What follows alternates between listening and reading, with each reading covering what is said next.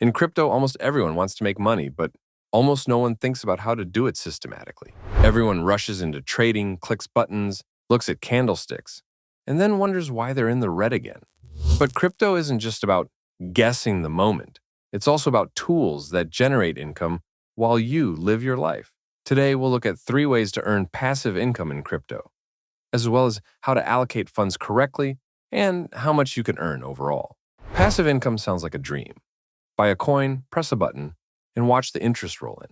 That's how it's often presented. But if you don't understand what you've bought, how it works, and what the risks are, you're not an investor.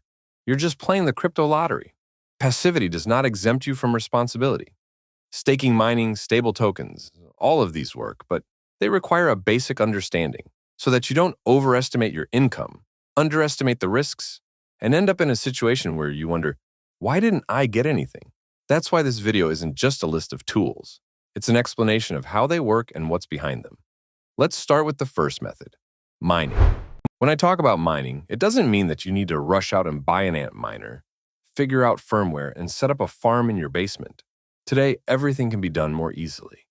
There are platforms where you can rent already operating capacities and receive bitcoins directly to your wallet. This is called cloud mining. Platforms such as Bitdeer, NiceHash, HashPower Marketplace, and epochs sell such contracts. But how does it work in practice? I'll show you now. Go to Bitdeer mining plan section. For example, select the contract, Antminer S19 Pro 10th, 30 days. The price is approximately $50. This already includes electricity, maintenance, and commission. To understand how much you can earn, we use a simple formula. Income equals sign, hash price x, hash rate, in th, x term, in days. Hash price is the current yield per 1 th per day. You can find it at HashrateIndex.com. For example, if you have a contract for 10 th for 30 days, and the hash price is currently $0.054, then 0.054x 10x 30 equals sign $16.20. Important, the hash price changes every day. If the Bitcoin rate rises, your income rises. If it falls, you may even end up in the red. So, before purchasing a contract, it is always better to substitute the values into the formula and calculate. This will save you from losses. You can also use epochs, a cloud service with an intuitive interface. After registering, you will be taken to the mining section. There, you can choose a ready-made contract or create your own. Specify the term, for example, 180 days. Amount, say $300. The service itself selects the optimal hash rate and shows a profitability graph in Bitcoin, minimum, base, and optimistic scenarios. All payments go to the built-in wallet, but you can set up withdrawals to an external wallet. There is an alternative, NiceHash HashPower Marketplace. Here you don't buy a contract, but rent hash rate from other miners. Everything works through an auction. You choose the price, location, and algorithm yourself. You connect your wallet. You can even use MetaMask via a bridge. Specify the pool and receive payments immediately as you mine. This is closer to real-time mining, but through renting. This method requires a little more technical understanding, but it also offers more flexibility. You can stop the rental immediately if the Bitcoin rate falls, or vice versa, increase it when the hash price rises. The main thing is that both epochs and NiceHash are already infrastructure. No logistics, logs, or settings. Just select the parameters and either receive Bitcoin or close the contract. Who is this method suitable for? Those who want to receive Bitcoin without buying equipment, as well as those who know how to calculate and are ready to track network indicators, but do not want to dig into the technical details. Now, a logical question. Is it possible to earn in crypto even easier, without any dependence on network complexity and profitability charts? Yes, it is. This is staking, and now I will show you how it works. If mining is renting equipment and calculating graphs, then staking is essentially a deposit in the blockchain. You simply hold the coin, lock it for a period of time, and receive a reward for participating in securing the network. No hardware, no pings, no hash rate metrics. The yield depends on the network and the type of staking. On average, it is 4 to 8% per annum, especially for large coins such as ETH, ADA, or SOL. But the most important thing is how exactly you stake. There are 2 options. The easiest way to start is with staking on an exchange. It's the same as press the button and get interest. On Binance, just open the Earn section. On Bybit, staking. On OKX, grow. Choose a coin, amount, term, and stake Sol or Ethereum. The yield on top assets is from 4 to 7% per annum. Convenient? Very. But that's where the good stuff ends. First, the coins are held by the exchange, not by you. You cannot withdraw them at any time on it. They are locked. Second, you don't know how this interest is calculated. It's not real staking, but simply an exchange product. Today it's there, tomorrow it's gone. And finally, if the exchange falls under the regulators, you won't get any interest or coins. In fact, you're not investing. You're just putting money into a product you don't understand. And if you really want to manage your assets, let's see how staking works directly with a validator. When you stake directly, you choose the validator you trust with your coins. No intermediaries, no locks, no products. All assets are in your wallet, and you can leave at any time. But then you may ask, who to delegate to? Now I will show you 3 real validators on the Solana network and use them as examples to explain what is important to look at before delegating. The first is Everstake, a large validator with a well-known name. It works on many blockchains, but the commission is 7% right off the bat. This means that even if it earns a lot, you get less. The yield is about 7.4% per annum. It seems good, but the MEV income is not shared in full. And the validator does not always vote consistently. There are days when votes are missed. If only recognition is important to you, you can consider it, but in terms of profitability, it is not the best option.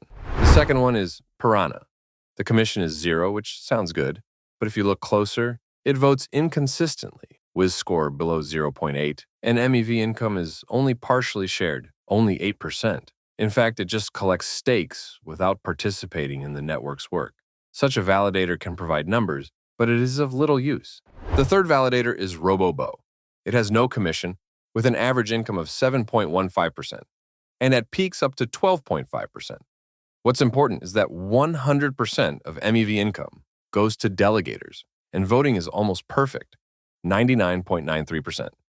So it's not just numbers on paper, but real participation in the network and benefits for you as an investor. How do you evaluate a validator? Look at 3 things. Commission directly affects your income. MEV income, the hidden part of the profit that many validators keep for themselves. Uptime and voting shows how stable and active the validator is. All this data can be checked on stakewiz.com, solanacompass.com, and validator.stakeview.app. To start staking Sol directly, all you need is a wallet. For example, Solflare or Phantom. Open it, click stake, select a validator, for example, Robobo, enter the amount, confirm. That's it. The coins remain with you, and the income comes in on its own. The income goes straight to your wallet, and you can track everything yourself via the Telegram bot.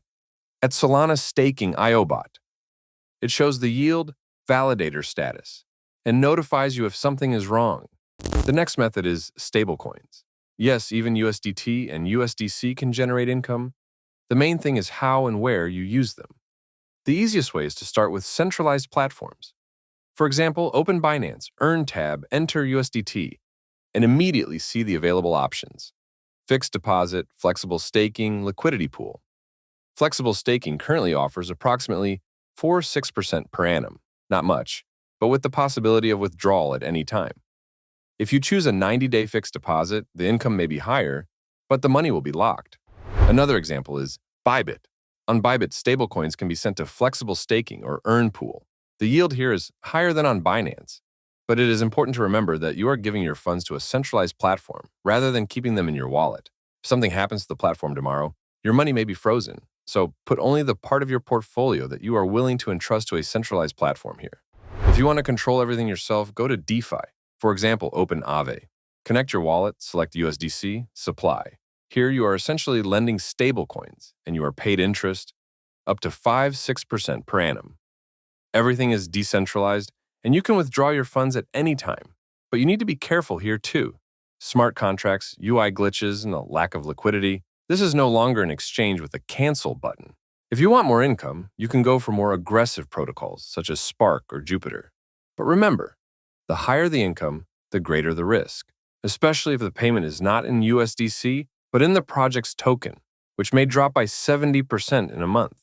Large crypto projects, and even the entire DAO, are increasingly using stablecoins, not just as money on the balance sheet, but as an asset that can generate income. Such structures often place USDC or DAI in DeFi protocols such as Aave or Spark. not just to hold capital, but to grow it. We have analyzed how such DAO work and why they are called the corporations of the future. Link to that video in the description. Passive income in crypto is not a magic button. It is a system. You choose how to build it, through mining, staking, or stablecoins. Each tool works if you understand how it works, what its risks are, and where the line between convenience and control lies. We've broken down 3 strategies that are already helping thousands of people earn money without actively trading. But the main thing is not the buttons, but the approach. Not where to invest, but why and how you do it. If you want to expand your system and see other options for passive income, check out our previous video, link in the description. And to be ready for the next step, subscribe. In the next release, we will analyze why CBDC is not just digital money from the state, but a potential tool of control, and why Bitcoin in particular can become their main counterweight. See you soon, and remember, crypto gives freedom, but only to those who know how to manage it.